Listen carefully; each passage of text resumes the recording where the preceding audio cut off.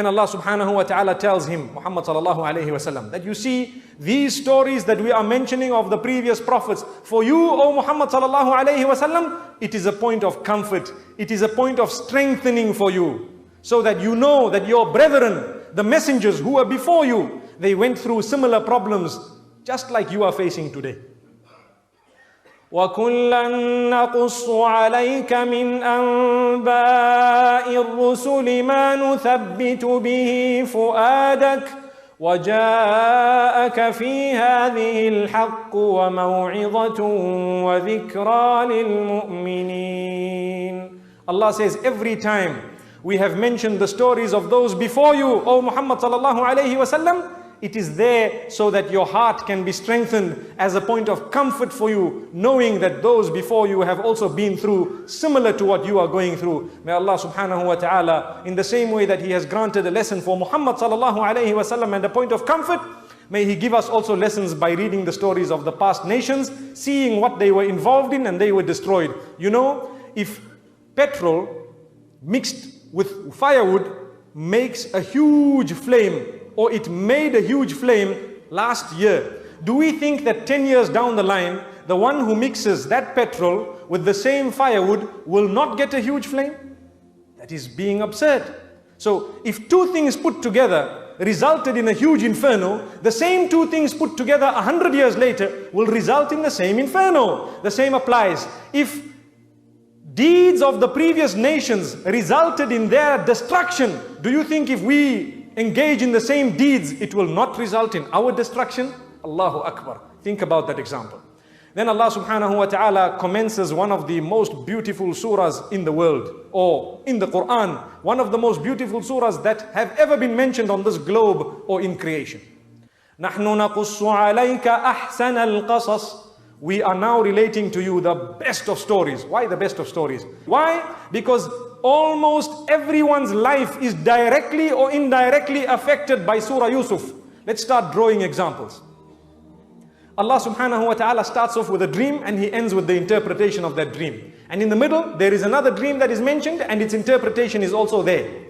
So the dream is إذ قال يوسف لأبيه يا أبت إني رأيت أحد عشر كوكبا والشمس والقمر رأيتهم لي ساجدين. Oh my father, I have seen 11 stars, the sun and the moon prostrate to me. That was good news. The father was a Nabi, Yaqub alayhi salatu wasalam. He knew that this is some goodness. This means Allah will gather us all together one day. But he did not tell that to his son.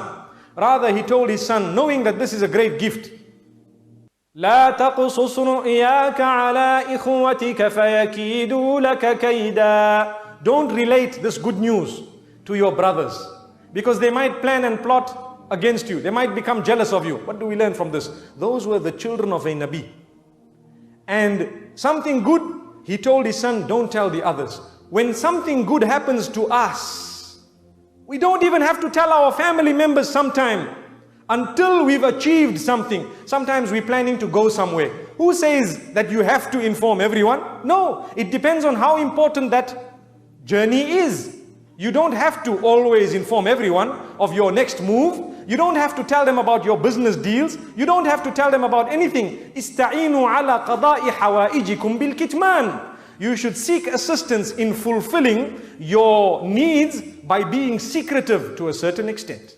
You don't have to tell everyone everything, because shaitan is bad. They might be good. إِنَّ الشَّيْطَانَ لِلْإِنسَانِ عَدُوٌّ مُبِينٌ. Shaitan is an outright clear enemy against man. So even if a person does not want to be jealous, you find that sometimes shaitan puts in a spear, an arrow, interferes and makes a person jealous. May Allah subhanahu wa ta'ala not make us jealous. When a person has a child, for example, a little baby, for those who are newly married who have children, alhamdulillah, if the baby sleeps all night, you don't have to tell the whole world, you know what, that baby, mashallah, sleeps all night. From that night on, the baby might not sleep, because ayn and the evil eye might attack that baby. You can say, look, that's a normal child, you know, they sleep, you know how children sleep. So you haven't lied, alhamdulillah. At the same time, when something good happens, you don't have to tell everyone. And if you tell them, make sure they say MashaAllah in front of you. Don't be shy to say MashaAllah. Let them say it. So what? Alhamdulillah. We will save ourselves. In fact, even in the surah, we will see how Yaqub alayhi salatu wasalam was worried about the evil eye befalling the fact that he had children, huge, beautiful, handsome children, all walking together, united. He didn't want people to see that. So when they were entering Egypt later on, he told them enter separately. Why? So that people can't affect you with the evil eye. Allahu Akbar. The evil eye is true. The hadith says, Al-aynu haqqun. It is true. It can affect a person. May Allah subhanahu wa ta'ala protect us. But remember one thing, not every sickness that you have is the evil eye. Sometimes everything we have, people say, you know, someone did magic on me, man. You know, I don't understand. Someone is jealous of me, man. Sometimes it's just a health ailment. Maybe you've eaten a bit too fast and some gastric movements in the stomach and you think there is jadoo, or you think there is a little bit of magic that someone has engaged in. May Allah protect us. A little bit of Enos will do the trick, inshallah. So Allah subhanahu wa ta'ala is informing us here in Surah Yusuf that we need to know who to talk to and how to talk, what to tell, who to tell. Then this Nabi had these children, and these children, subhanallah, they were the children of the Anbiya. Nabi Yaqub alayhi salam, do you think he gave them an upbringing that was anything less than perfect? No, it was a perfect upbringing. But on top of that, they planned to kill their brother. Imagine. That means sometimes jealousy levels between brothers and family and blood can get to the point of wanting to eliminate someone. May Allah protect us. It is haram. It is prohibited. So one of the older brothers felt a little bit, a little bit remorseful, and he felt a bit shy. He says, لا تقتلوا يوسف وألقوه في غيابة الجب.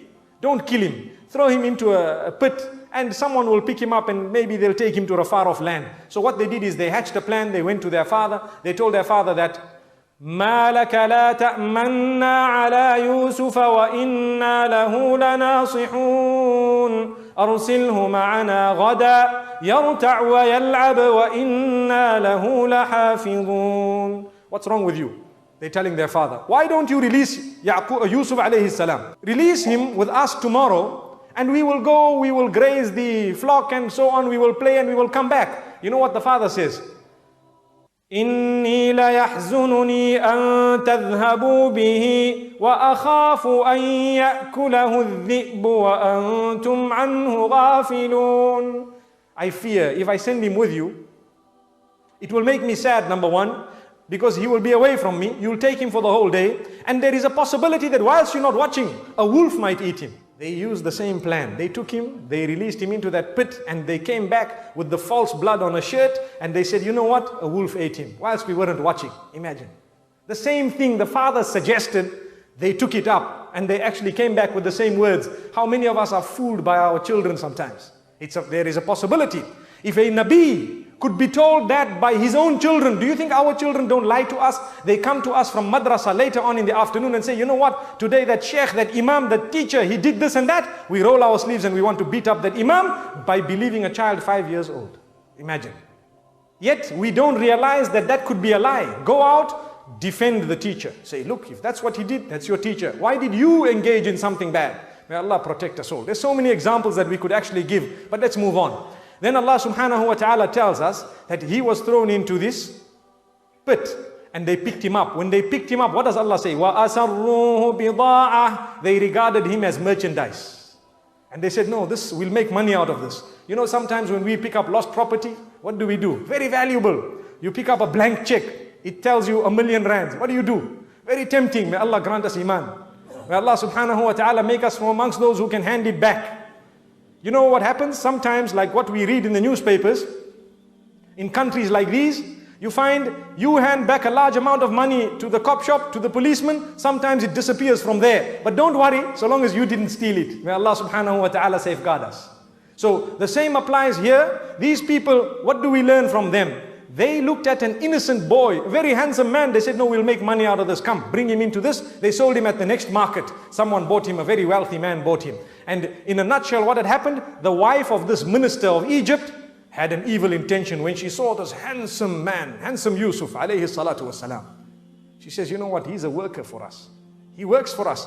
Let me advance sexually. How many of us are guilty of making sexual advances at the workplace? Let's be honest. This lesson comes from Surah Yusuf. Whether it is male or female is besides the point. The lesson is, don't ever make sexual advances that are haram, especially at the workplace. If someone is working for you, and don't think that this person here is actually under me, so let me try my luck. Allahu Akbar. May Allah safeguard us. Look at the example. Who would have guessed that we learned this from this surah? So Surah Yusuf, the Nabi of Allah, was actually someone attempted to lure him, and Allah subhanahu wa ta'ala protected him. And thereafter this lady became so upset, so angry, that then the people, the other ladies, obviously everyone speaks about that lady because she is the minister's wife. She is supposed to have been a role model for everyone. The other ladies began to speak and they said, you know, this lady here, she actually wants to do something with her own workers. Imagine, may Allah protect us all. So she said, let me fix these ladies. They don't know how handsome this man is. So she prepared a little sitting for them and gave each one of them an apple with a knife. A fruit with a knife. And she told Yusuf alayhi salatu wasalam, because he was a worker, he had to obey the instructions. I want you to pass from here when they are all seated. As he passed, they were so engrossed in looking that they cut their hands. Allahu Akbar. Imagine how handsome he must have been. They were so engrossed in looking that they cut their hands and they said, Ma hadha bashara, in hadha illa malakun kareem. This is no ordinary human being. This is an angel. This is an angel. Allahu Akbar. What do we learn from this? Let's draw a jewel from it. We learn from it that whenever our eyes and our gaze is not controlled and we happen to look at the opposite sex more than what we are allowed, in that case it will result in destruction of one way or another. Let me give you an example. Sometimes you're driving your motor vehicle and someone happens to pass quite good looking and you turn, you might bump the car in front of you. It can happen. Why? It's similar to cutting the hand. It will cause bodily harm, material harm. It will cause lots of harm. It's a fact. Sometimes if you engage in an act, you might end up with a huge disease. May Allah subhanahu wa ta'ala safeguard us. So this is a lesson to say, anyone who wants to follow that path, there is destruction coming your way. Do you know that we are taught by Rasulullah sallallahu alayhi wa sallam that when you have wealth, a salary at the end of the month or wealth, and there is no barakah in it, no barakah at all, ask yourself, you probably engaged in a sin. You're probably oiling some of your bad habits. Maybe casino, maybe gambling, maybe drinking, maybe nightclubs, maybe drugs, maybe a woman, maybe someone of the opposite sex. You need to pay money, you need to look after someone more than what Allah has shouldered upon you. How can there be barakah in your wealth? So if you find your money is running away quickly, leave the sins and you will find that 500 rands will last the whole month. You'll still have 450 inshallah. May Allah grant us barakah in our wealth. This is a very important lesson we learn from in Surah Yusuf as well. So from the jail term, he was made a minister and he was given a chance to cleanse himself because he refused to become the minister until he was allowed to ask the ladies a question, who was guilty, me or you? And they actually had to confess to say, you know what? We were the guilty ones, you were innocent. So whoever is accused falsely, Allah will give you the opportunity to clarify your name one day inshallah. If not today, then in the akhirah inshallah. Thereafter Allah subhanahu wa ta'ala speaks about how the brothers had come to him begging him for food. Now look, what lesson do we learn from this?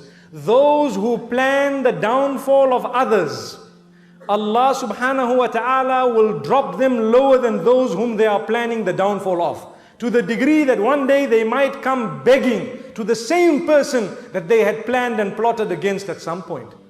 So, two lessons. One is we should not plan and plot against someone else. Leave it to Allah. And two is when someone plans and plots against us, don't stress, don't grieve. The story of Yusuf alayhi salam is there as an example for myself and yourselves. So alhamdulillah, when they came, a long story occurred and thereafter it resulted in them being united with the whole family. And there are many stories. In fact, Yaqub alayhi salatu wasalam had lost his eyesight.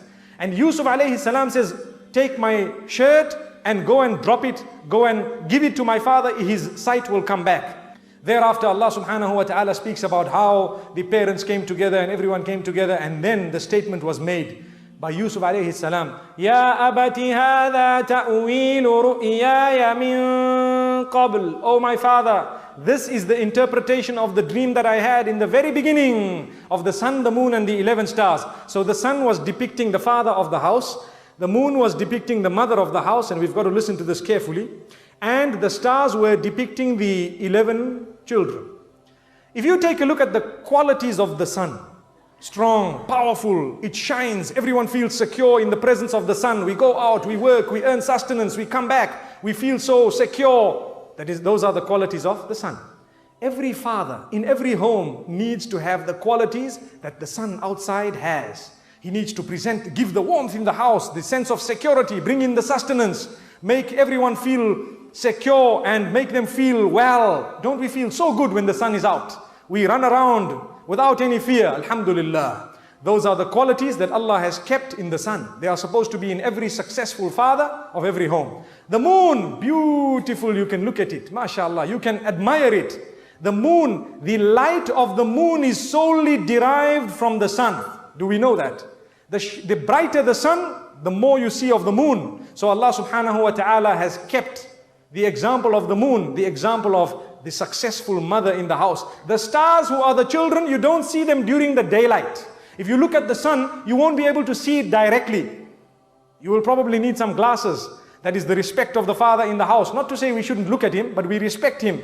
But when the moon is out, the stars are twinkling, mashallah. It shows the closeness of relation between the children and the mother. Alhamdulillah. Let's try and understand this example. It's a very deep example. And Allah subhanahu wa ta'ala is telling us, successful mothers, amazingly, they should be having the qualities of the moon. Can I give you one more jewel that we extract? The moon goes through a 28-day cycle, precisely. Some days it's not there, some days it's there. The same applies to a woman. She goes through a 28-day cycle. Some days she is there, some days she is not there. May Allah subhanahu wa ta'ala grant us the true understanding. Wallahi, when Allah gives an example, it is a perfect example that fits. And if we think that it is not a perfect example, we need to revisit our intellect, because the Creator cannot make a mistake. The stars, alhamdulillah, we've seen. Now let me tell you, and we want to end with this. Inshallah, I might mention one verse of Surah Al-Ra'd, seeing that I've taken a little bit more time because it's an interesting surah today. Very interesting. Allah subhanahu wa ta'ala gives us yet another example. When we mix the roles, when father wants to play role of mother and mother wants to play role of father, what happens? There is chaos and confusion. They are fighting. The children lose the most. Don't we agree? The children suffer the most, because these two have now confused their roles. So when the sun goes into the place of the moon goes into the place of the sun, we have an eclipse where you can see neither of them. Amazing. And what happens? The stars are nowhere to be seen when there is an eclipse. The same way, when we mix up our roles that Allah has given us, we have what is known as a social eclipse, chaos in the house. Allahu Akbar. May Allah subhanahu wa ta'ala save us from that sign of Qiyamah. In the same way that an eclipse is a sign of Qiyamah, we are supposed to be engaging in salah and istighfar and tawbah. When the eclipse is there outside, when there is a social eclipse in the house, that is also a sign of Qiyamah. We need to be engaging in istighfar and tawbah and salah until the condition returns to normal. That is Surah Yusuf. May Allah subhanahu wa ta'ala grant us understanding.